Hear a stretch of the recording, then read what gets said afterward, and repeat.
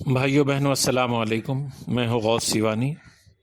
Sufism میں دنیا کو بدلنے کی زبردست قوت ہے، اس حوالے سے کچھ باتیں عرض کرنا چاہتا ہوں۔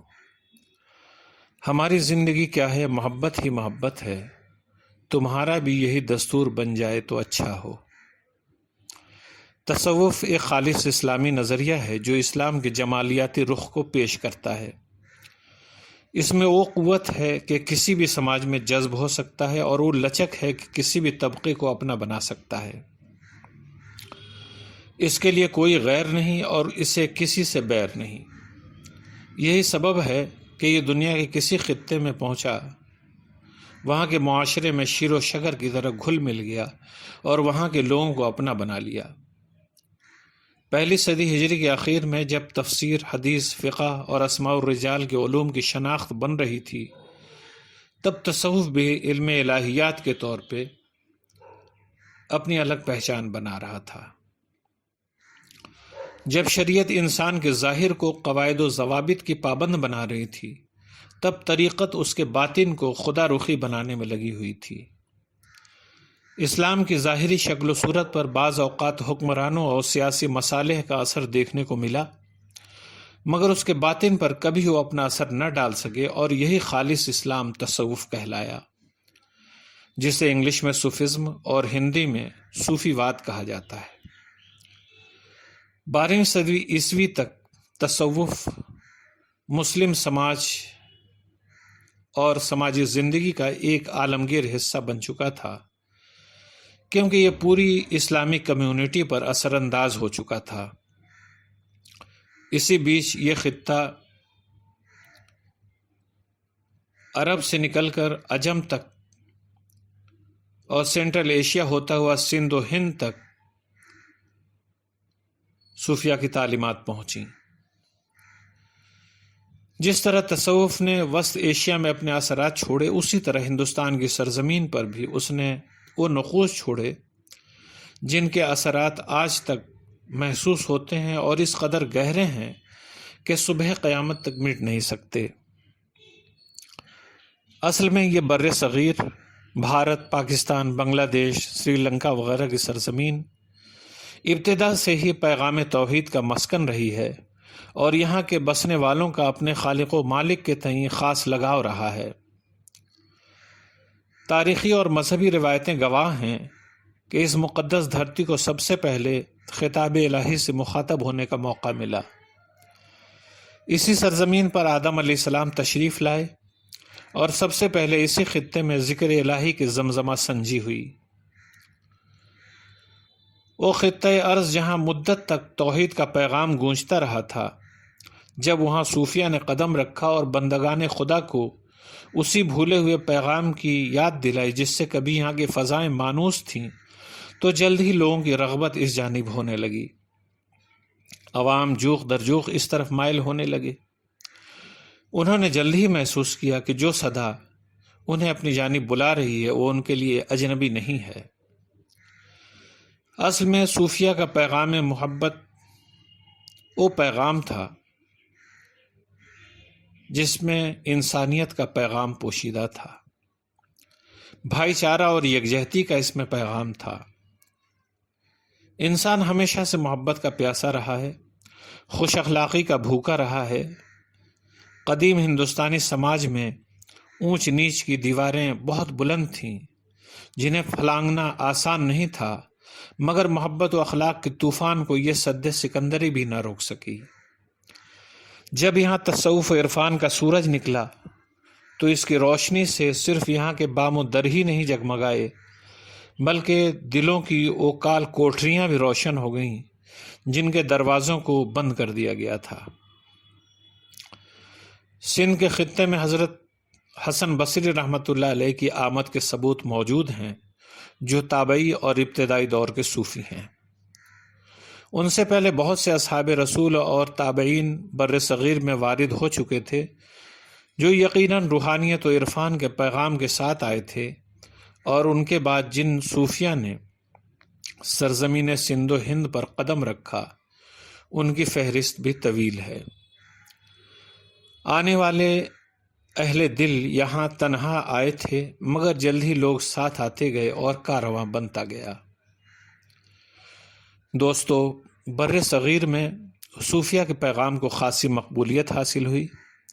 جنہوں نے اسے قبول کیا انہوں نے اپنے ظاہر و باطن میں تبدیلی کا احساس کیا، مگر جنہوں نے اسے سیدھے طور پر نہیں اپنایا انہوں نے بھی اس کے اثرات ضرور قبول کیے۔ اس کے زیر اثر ہی بھکتی تحریک کی ابتدا ہوئی۔ یہی سبب ہے کہ تصوف و بھکتی کے اثرات یہاں کے سماج پر گہرے ہیں۔ قرون وسطیٰ کے ہندوستان کی ثقافتی تاریخ میں بھکتی تحریک کی خاص اہمیت ہے۔ ہندو مذہبی اصلاح پسندوں کی طرف سے شروع کی گئی اس تحریک نے بر صغیر کے معاشرے پر خاصا اثر ڈالا۔ یہ صوفیہ کی تحریک تصوف کے زیر اثر سامنے آئی اور اسی بھکتی تحریک کے بطن سے سکھ ازم نے جنم لیا۔ اس کی بنیاد میں صوفیہ کی وہ تعلیمات تھیں جنہیں تصوف کی بنیاد کہا جاتا ہے، جیسے توحید، توکل، تجرد، تقوی، مساوات اور خدمت خلق وغیرہ۔ بعض رسموں میں مماثلت بھی نظر آتی ہے، جیسے مندروں میں کیرتن، خانقاہوں اور درگاہوں میں قوالی اور گردواروں میں گربانی۔ اس قسم کی کئی باتیں قرون وسطیٰ کی تاریخ و تہذیب میں یکساں دکھائی دیتی ہیں۔ ہندوؤں کی قدیم مذہبی کتابوں میں توحید کی تعلیم موجود ہے، جسے امتداد زمانہ کے سبب لوگوں نے بھلا دیا تھا، مگر صوفیہ کی تعلیمات نے اسے اثر نو زندہ کیا۔ ہندوستانی سماج میں کئی ایسے اہل علم اور مصلح پیدا ہوئے جنہوں نے ہندوؤں کے اندر بھی توحید پر زور دیا۔ اس انقلابی مہم کے لیڈر تھے شنکر آچاریہ، جو ایک عظیم مفکر اور مانے جانے فلسفی تھے۔ اس مہم کو چیتنیہ مہا پربھو، نام دیو، تکارام، جے دیو نے آگے بڑھایا۔ ان تمام مہموں کا مقصد بت پرستی کو ختم کر کے انسان کو توحید کے نقطے پر لانا تھا۔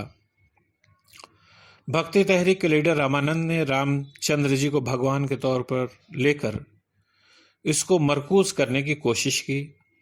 حالانکہ ان کے بارے میں بہت کم معلومات ہے، لیکن ایسا مانا جاتا ہے کہ وہ 15ویں صدی کے اوائل میں رہے ہوں گے۔ چیتنیہ 16ویں صدی کے دوران بنگال میں ہوئے۔ انہوں نے الگ الگ دیوتاؤں کے بجائے ایک کرشن کی بھکتی کی تعلیم دی۔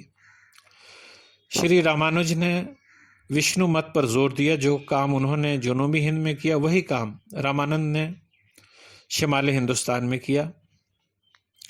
مذہب کو کسی ایک نقطے پر لانے کی کوشش اور ایک خدا کی عبادت ان سبھی بزرگوں کی تعلیم کا حصہ تھی جو انہوں نے تصوف کے زیر اثر اپنائی تھی۔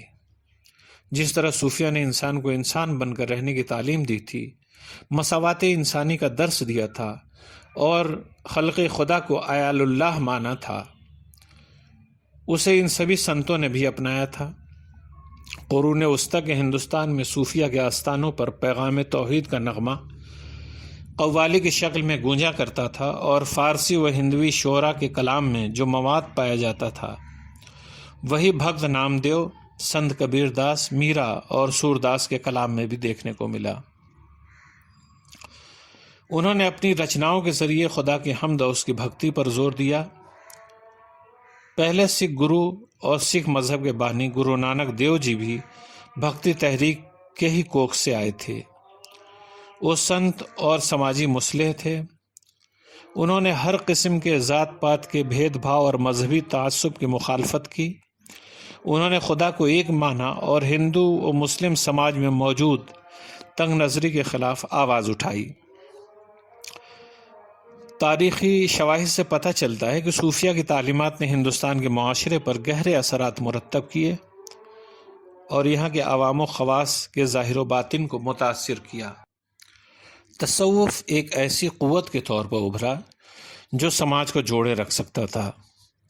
ملک کے اب تک کے سیاسی حالات پر نظر ڈالیں تو سیاسی افراد کی جانب سے عوام اور ملک کو بانٹنے کی کوششیں لگاتار ہوتی رہی ہیں، مگر جس بات نے اس ملک کو جوڑے رکھا وہ صوفیہ کی تعلیمات میں موجود محبت و اخوت کا وہ درس ہے جسے ہندوستانیوں نے جانے انجانے میں اپنے باطن کا حصہ بنا رکھا ہے۔ وہ امن میں یقین رکھتے ہیں، وہ عدم تشدد سے اپنے مسائل کو حل کرنا چاہتے ہیں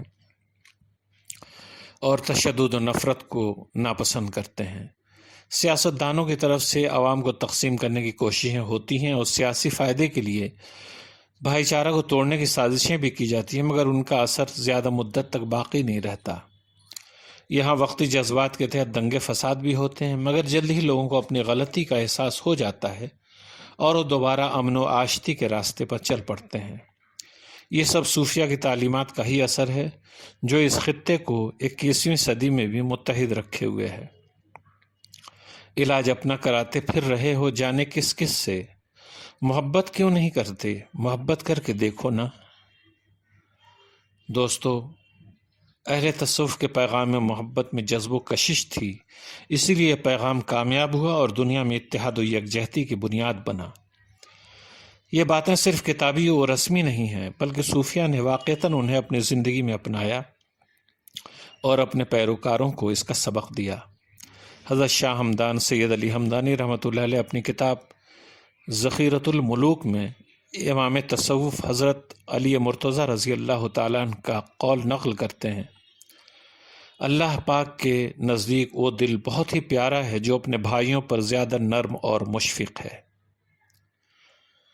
یہ شاہ ہمدان وہی ہیں جنہوں نے وادی کشمیر کو وادی تصوف و عرفان بنانے کا کام کیا۔